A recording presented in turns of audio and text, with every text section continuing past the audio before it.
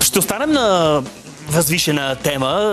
Вдигнаха летвата Лиза и Силвия, но пък сега ще си говорим за музика за душата и тя е гарантирана от двама души, които цял живот са на това поприще. Елегантният джаз, хубавата музика,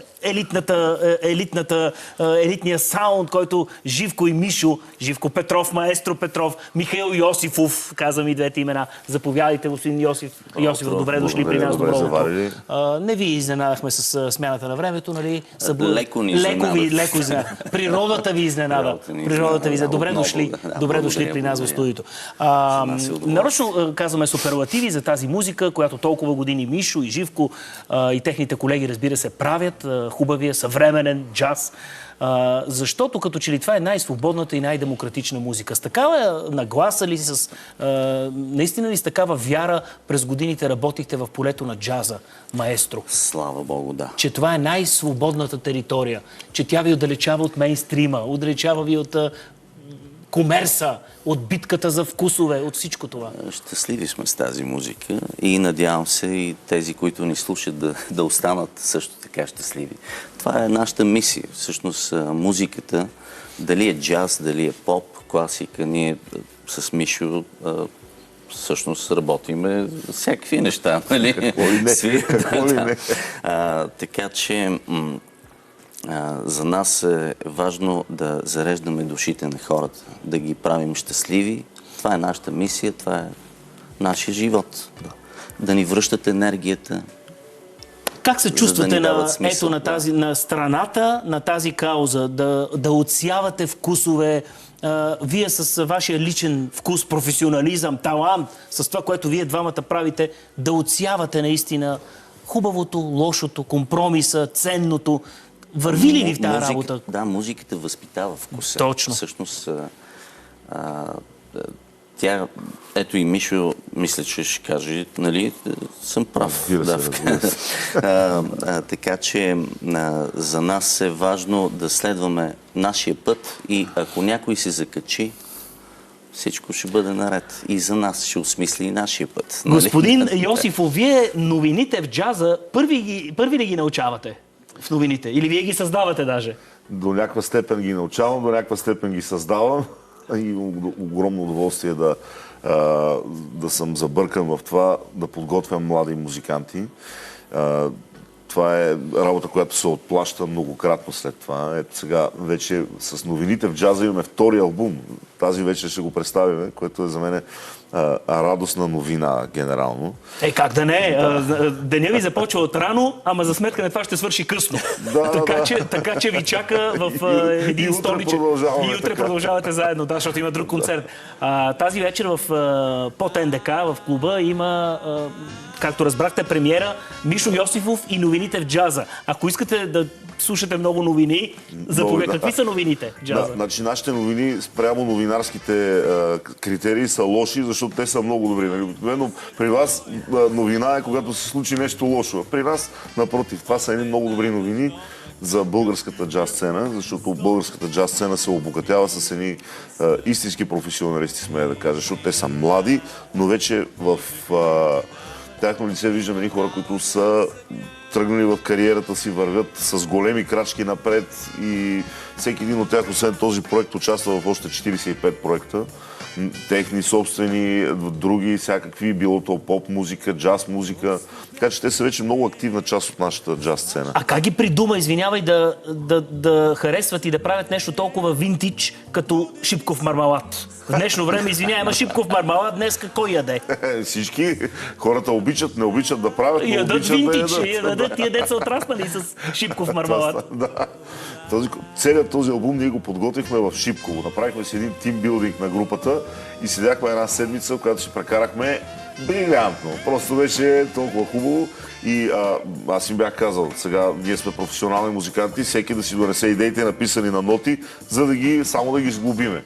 И така я направихме и така по този начин имахме време хем да се видиме както подобава, хем да посвириме както подобава. А каква е концепцията? Шипков Мармалад се казва албума. Каква е концепцията? Всичко. Шарени композиции. Доста е шарено. Аз всъщност това е моята концепция за тази музика. Исках тези млади хора даже да не свират моя музика, а напротив те да покажат себе си. И им казах, направете парчета, които да ви харесват на вас. Дайте абсолютно воля, свобода на своето творчество, защото всеки един джаз музикант, той си е композитор. Ние сядаме да свириме дадена композиция, но всъщност 90% от времето импровизираме, което означава, че композираме. Така че за един джаз музикант е въпрос просто да седне и да регистрира идеята, която му е хвъркнала в момента в главата. И те го направиха и според мен се получи доста чаровен продукт. Аз съм много окрилен от този албум. Ами супер, ако пък вие имате също нетърпение, направете го тази вечер на сцената на София Лайв, за да може да послушате тази музика. Със същото нетърпение, JP Триото на Живко, разбира се, само 2-3 дни по-късно, на 2, ето да уточним, да е ясно, на 2 април, JP Триото Beyond the Flash. Веднага... Ето, заповядайте. Благодаря ви. Това е... Виж как съм неподготвен. Веднага подготвен. Шестия албум на Триото, заедно с Димитър Семов, Димитър Карамфилов, представяме нашия албум. Това е с музиката от филма Плът на Дими Стоянович. Да. Но, разбира се, тук е с нови аранжименти, така представяме героите по нов начин, сцените, така че всеки да направи своя филм, да гледат филма чрез музика. Много е хубаво, че... драматургията. Както се полага в една филмова музика. Понеже филма Плът на Дими Стоянович, чиято премиера в момента върви по екраните, беше представен в нашето студио. Ето сега пък звучи елегантната музика. Толкова е хубава. Нека да я послушаме, да я гледаме, да гледаме това изпълнение. В каква атмосфера въобще ви потопи тази работа? Първо от една страна кинематографията, нали, работата за кино. От друга страна драматичната, доста трудна съдба и трагична в крайна сметка, защото това е драматичен филм. Филм за смъртта. Да, факт. Когато плътта си отива. Точно така. Аз съм романтик по душа и Дими, когато ме помоли да напише музиката, така казах, сигурен ли си? Да. Знам, че ти трябва да напишеш музиката. Викам, окей. Във филма, нали, е залегнала темата за плътта, която е единственото честно нещо, по което можеш да познаеш как е преминал един човешки живот. Но нас музикантите, ни занимава другото, душата. Всъщност това, което осмисля плътта, а това е душата. И ние говорим на този език. Тоест, не ви се видя тази тема за плътта и душата нещо като умозрителната страна на джаза. Не ви се видя нещо отвлечено, напротив, като нещо съвсем вдъхновяващо, хубаво, със съвременна тема. Точно. Това ли ви вълнува в момента? Ето този хубав бавен джаз. Инструментален джаз, най-вече. Тя музиката също е доста цветна, разнообразна. Има и пиеси с бързи темпа. Но в клуба има пиеса Multi in the Club, се казва Women Talking. Има друга пиеса, която пък е разговор между Диляна Попова и Весела Бабинова. Но на нашата гледна точка, на триото, нали, гледната точка, така че всеки един, който слуша музиката, да си направи неговия филм, да си собствен филм. Да. Ами ето, това е най-важното. Първо да имате съмишленици и приятелите на Мишо, студентите на Мишо, хората от новините, са тези колегите от новините, както шеговито и иронично нарича той групата си, са самосъмишленици. Твоите от JP Trio години наред също са самишленици. Години наред, да. Това е най-важно за добрия резултат. И наистина това да се превърне в задача, да те вдъхновява всичко в този живот. И мъката, и тъжното, и разочарованието, и щастливото, и светлото, и любовта. Като един живот. Като един човешки живот. Факт. Да. Аз искам да благодаря на всички, които помогнаха този албум да бъде вече ето във вас.